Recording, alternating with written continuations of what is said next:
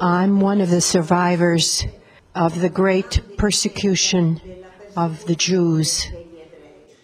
I want to share with you what I personally remember, what I experienced with regard to this brothers and sisters who were persecuted. It is the year 1943. The persecution began before in Rome. It was very strong, especially in 1943 when it began, because precisely in the time of August, September, the Nazis were capturing the Jews who were living in Rome. Rome was full of Jews, many, many of them. How did this persecution break out? The Pope Pius XII made a call to all the religious institutes and parishes to see if they could help the Jews to hide them so that they would not be deported to Auschwitz. We welcomed this call, and in our communities of Casaletto, one morning in September in 1943, many women, children, and men, youth, who were crying and asking for help. Our provincial superior, Sister Jacinta, opened the doors and called. I was a novice at the time, and she called on everyone to shelter these women, children, and men. And so what did we do? We transformed all the classrooms of the school into little apartments so that each family could have their children with them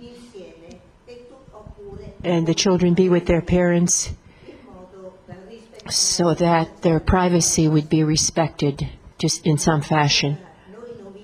So we all were carrying children, we were all carrying blankets and beds and so forth, setting things up, helping Sister Ferdinanda and Sister Clotilde, the ones who were administrators of the school at the time. By evening, we had fixed everything up. Each family had its place, each group its classroom. And we had to provide food for them as well. At that time, Rome was suffering greatly from hunger because supplies were not coming to the city from the outside. But Providence has always helped. At the Trastevere station, sometimes some food arrived there and supplies. And our sisters, 2 or 3 of them, would go at dawn to the station to get some supplies and to share with our guests. We prepared a dining room for them where they could eat with us the little food that we were able to get. That was the first stage of this. After this group, others came, and we continued to set things up.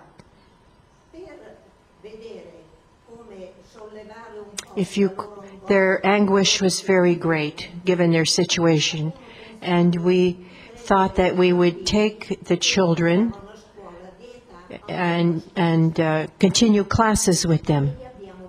So according to their age, our sisters teachers took groups, little groups, during the day to teach them and to play with them and to accompany them, because children closed up in a small classroom really would have been impossible. So in that way, these children were distracted, amused,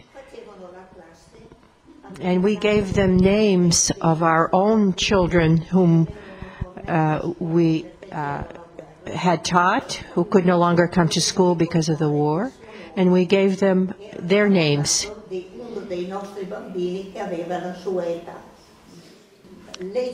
So the days went by, sometimes in great fear. There were constant alarms.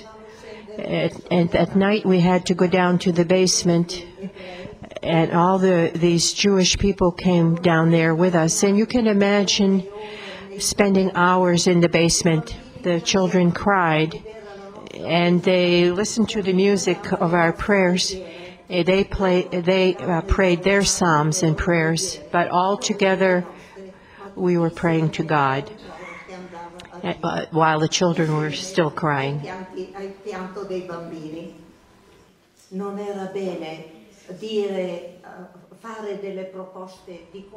So it was really a great conversion and sharing for all of us.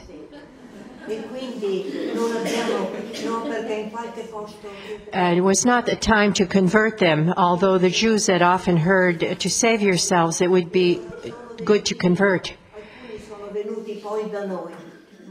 It's not good when people are fearful to propose this.